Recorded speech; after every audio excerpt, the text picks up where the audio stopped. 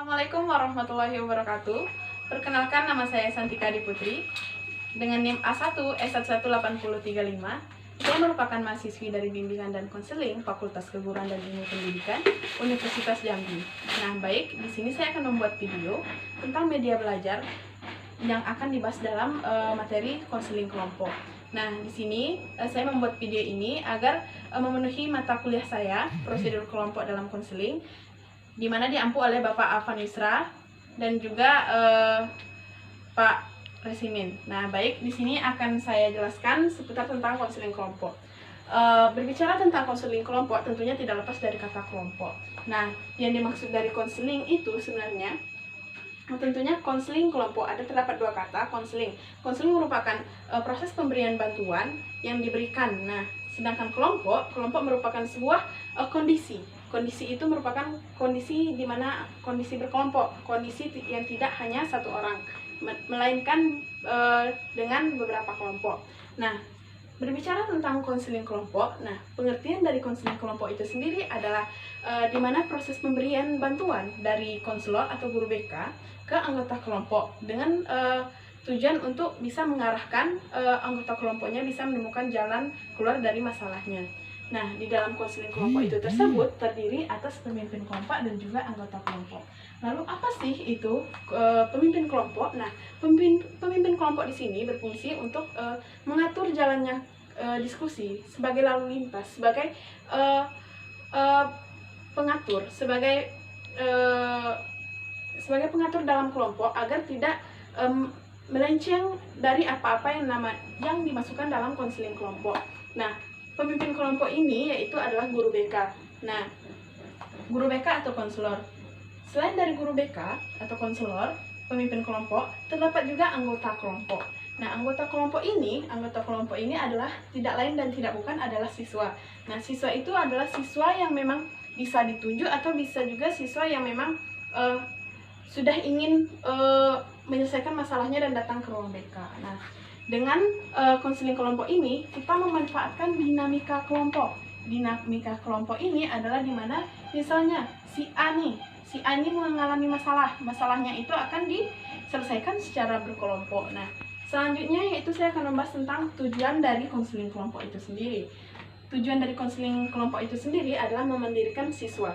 Nah, memendirikan siswa, membuat siswa agar lebih bisa berinteraksi satu sama lain, dan agar siswa dapat mengenal teman satu dan lainnya. Yang selanjutnya yaitu adalah fungsi. Nah, fungsi dari konseling kelompok ini apa sih? Fungsi dari konseling kelompok ini adalah hampir sama, namun memiliki perbedaan tentunya antara fungsi dan tujuan, di mana fungsi ini merupakan mempunyai fungsi dalam konseling kelompok ini adalah agar siswa dapat menemukan solusi dari masalahnya tersebut. Nah, selanjutnya yaitu adalah manfaat. Nah, manfaat ini juga hampir sama. Tujuan, fungsi, dan manfaat itu hampir sama, namun memiliki perbedaan yang signifikan tentunya. Yang dimana manfaat dari konseling kelompok ini adalah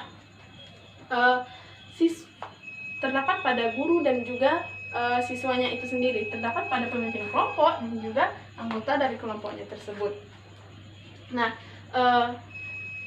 manfaat bagi pemimpin kelompok adalah pemimpin kelompok akan lebih mengenali masalah dari siswa itu apa sih. Nah, lalu bagaimana sih cara terbaik untuk mengatasi masalah dari siswa tersebut. Nah, nanti solusinya akan diberikan oleh anggota kelompok. Pemimpin kelompok ini fungsinya apa sih? Pemimpin kelompok itu adalah berfungsi atau bertujuan untuk mengatur jalannya terjadi konseling kelompok. Nah, selanjutnya saya kasih contoh, misalnya si Ani. Nah, si Ani, si Budi, dan si lainnya itu, si Ani ini mempunyai masalahnya tentang jarak tempat tinggal yang terlalu jauh, sehingga membuat dia bermasalah, merasakan beban pada dirinya. Dia menceritakan, dan si ini memiliki masalah keuangan misalnya. Nah, di antara masalah-masalah mereka ini yang berbeda, misalnya yang bermasalah yang paling berat menurut mereka itu adalah masalah ini tentang jarak tempat tinggalnya. Nah, nanti akan diatur oleh pemimpin kelompok dan akan disepakati dengan izin dari anggota kelompok tersebut dengan kesepakatan dari anggota kelompok tersebut, dan pemimpin kelompok ini akan menyetujuinya.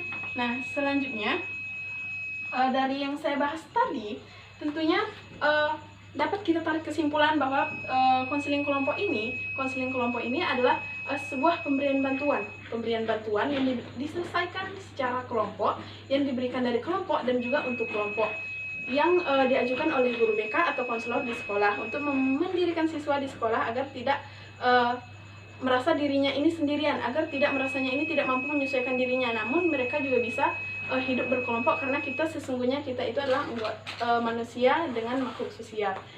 Kesimpulannya yaitu konseling kelompok merupakan sebuah proses yang harus dijalankan oleh guru BK agar siswa merasa bahwa mereka itu mampu dan membuat mereka lebih mandiri.